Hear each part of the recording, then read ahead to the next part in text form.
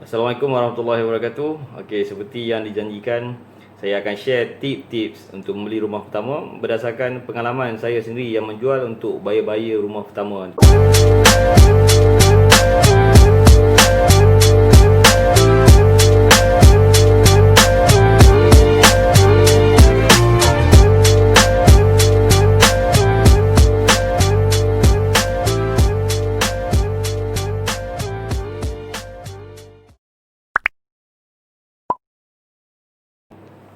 Okey. Untuk first kali, tips yang paling penting, tips yang pertama adalah semak kelayakan loan anda. Okey, bagaimana anda ingin menyemak kelayakan loan anda? Okey, anda boleh mencari ejen hartanah, real estate negotiator yang berdaftar seperti saya.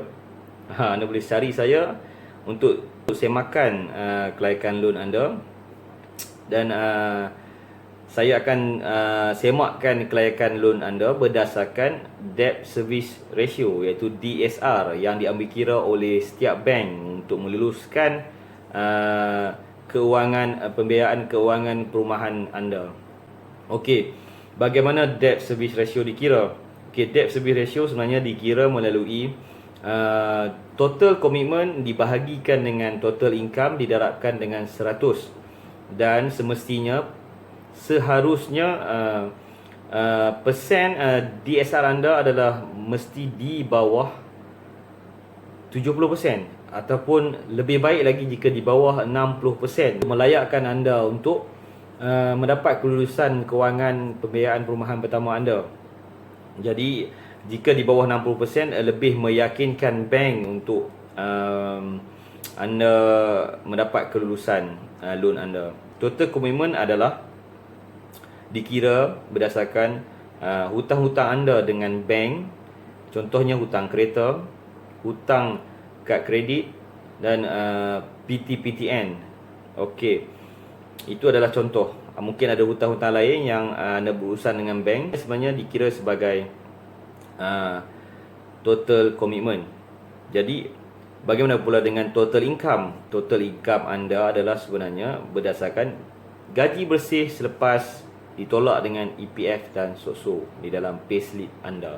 Okey, semasa anda menyemak kelayakan loan anda sudah boleh tahu berapakah jumlah kelayakan loan anda. Contohnya 300,000. Jadi anda perlu mencari rumah yang bernilai 300,000 dan ke bawah. Okey. Untuk tips yang kedua, anda perlu semak SIKRIS. SIKRIS dan SITOS. Ini ramai yang tidak ambil peduli tentang SIKRIS dan SITOS.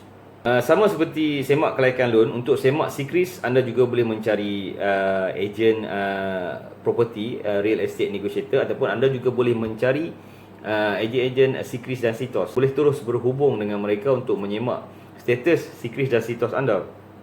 Okey, apakah itu SIKRIS? Ini ramai yang tidak ambil peduli. SIKRIS sebenarnya adalah hutang-hutang yang anda tidak jelaskan, hutang-hutang terdahulu yang anda tidak jelaskan ataupun belum jelaskan lagi. Jadi anda perlu semak balik apakah hutang-hutang yang anda ada dahulu yang anda belum jelaskan. Contohnya seperti tunggakan PTPTN. Ini yang paling penting. Ramai klien saya sebelum ni yang tidak lulus DSR lepas, tetapi bila masuk bab SIKRIS dia tak lepas. Jadi menyebabkan bank menahan untuk memberi kelulusan kepada pembiayaan kewangan perumahan pertama beli. Okey, selain daripada PTPTN, SIKRIS juga dikira daripada hutang kereta. Contohnya, anda lambat bayar kereta. Sepatutnya anda bayar 1 hari bulan, tapi anda bayar 7 hari bulan. Bank akan cas anda disebabkan kelewatan anda membayar. Ini ramai juga yang tidak ambil peduli. Saya juga pernah berpengalaman handle klien seperti ini. Dia ada hutang dengan bank disebabkan lewat bayar. Dia bayar penuh, dia bayar cukup 900, dia bayar 900, tapi dia lewat bayar. Ini menjadikan rekod SIKRIS anda adalah buruk. SIKRIS juga dikira daripada jika amount yang anda bayar kepada bank hutang kereta anda tidak mencukupi, anda tidak perasan. Contohnya, loan amount anda adalah RM857.50. Jadi anda bayar cuma 857 ataupun 800 55. Jadi anda dah kurang di situ bayar. Jadi jika dikira mungkin anda terlupa, anda bayar selama setahun ke 2 tahun anda tidak membayar, di situ bank akan mengenakan charge. Jadi anda perlu semak balik dengan bank berapa charge yang anda perlu bayar, dan anda perlu lansaikan dulu, barulah rekod sikris anda itu adalah baik. Kalau tidak, ianya dikira sebagai rekod buruk sikris. Okey, untuk tips yang ketiga adalah saving. Jumlah simpanan anda perlu semak jumlah simpanan anda. Sepatutnya perlu berada di tahap 10 sehingga 30% daripada harga rumah yang anda ingin beli. Sebagai contoh, anda ingin beli rumah yang berharga RM300,000, anda perlu ada at least RM30,000 di dalam saving anda. Okey, jika tidak ada, anda boleh pakai option yang kedua, iaitu anda boleh semak di akaun kedua EPF anda, sebab kita boleh keluarkan EPF akaun kedua untuk membayar deposit rumah. Okey, tips ini amat penting kerana bank kebanyakannya menawarkan 90% sahaja daripada harga rumah yang anda ingin beli. Jadi jika anda tidak ada saving, bagaimana anda untuk membayar 10%, 10% balance yang diperlukan untuk sebagai deposit, ataupun bagaimana juga anda ingin membayar cas-cas kewangan seperti loan legal fee, SPA legal fee, MOT. Semua itu perlu diambil kira, dan nanti saya akan ceritakan di next episode tentang legal fee yang terlibat. Jadi untuk tips yang ketiga, anda perlu semak saving anda. Pastikan berada di tahap 10 hingga 30% daripada harga rumah. Ini adalah sebagai backup kita. Walaupun kebanyakan sekarang rumah yang ditawarkan adalah zero down payment. Zero down payment tidak bererti anda layak memiliki rumah walaupun tidak ada saving.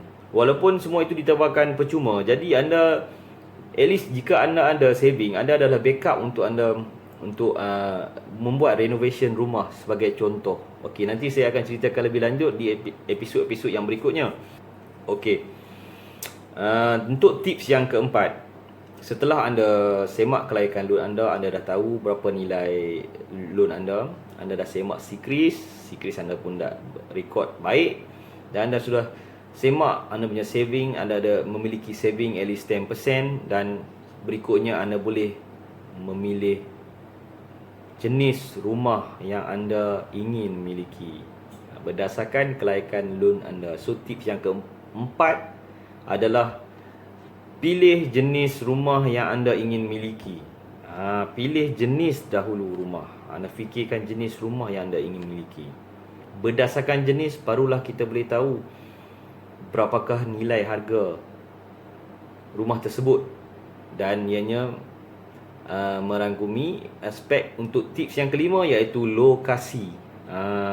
Jika anda dah tahu tips yang keempat tadi, iaitu jenis rumah yang anda ingin miliki, barulah anda boleh pilih lokasi yang bersesuaian dengan jenis rumah yang bersesuaian dengan kelayakan loan anda. Untuk lokasi, sebenarnya lokasi ini adalah berdasarkan anda sendiri. Saya tidak boleh tentukan lokasi yang anda inginkan, sebab kebanyakan orang ada berbeza pendapat tentang lokasi. Jadi kalau saya nak bagi advice sekalipun, macam ikut pengalaman saya tentang lokasi, saya memilih lokasi yang dekat, yang berhampiran dengan rumah, dengan tempat kerja saya. Itu saya punya pandangan. Saya memilih lokasi yang berdekatan dengan tempat kerja saya dan isteri saya, serta berdekatan dengan pelbagai kemudahan. Itu yang saya inginkan. Okey, untuk tips yang keenam, setelah anda dah semak kelayakan loan, okey, first kali saya ulang balik sebagai rumusan. First kali anda dah semak kelayakan loan anda lulus, anda dah tahu berapa kelayakan loan anda. Yang kedua, anda dah semak sikris dan situs anda, rekod sikris dan situs anda adalah baik. Dan yang ketiga, anda semak saving anda, at least ada 10%. Dan yang keempat, anda boleh pilih jenis rumah idaman anda berdasarkan kelayakan loan anda tadi. Dan yang kelima adalah anda pilih lokasi yang anda inginkan. Dan yang keenam, semestinya anda boleh mula mencari rumah anda. Anda boleh cari real estate negotiator yang berdaftar seperti saya. Anda boleh cari saya untuk tolong carikan rumah yang anda idamkan. Jadi itulah saja 6 tips ringkas yang saya ingin kongsi pada episod kali ini. InsyaAllah dapat membantu semua bakal-bakal pembeli rumah yang pertama. InsyaAllah juga dapat membantu real estate negotiator yang baru yang ingin terjun ke dalam bidang real estate negotiator ini. Okey, berdasarkan 6 tips yang saya kongsikan, ini adalah berdasarkan pengalaman saya sendiri. Sebab untuk memudahkan anda semua untuk mencari rumah yang pertama, anda juga boleh rujuk tips-tips daripada channel-channel yang lain, ataupun boleh Google tips-tips yang lain lebih kurang dengan tips-tips yang saya berikan. InsyaAllah dapat membantu anda untuk mencari rumah yang pertama. Terima kasih. Assalamualaikum warahmatullahi wabarakatuh. Jumpa lagi.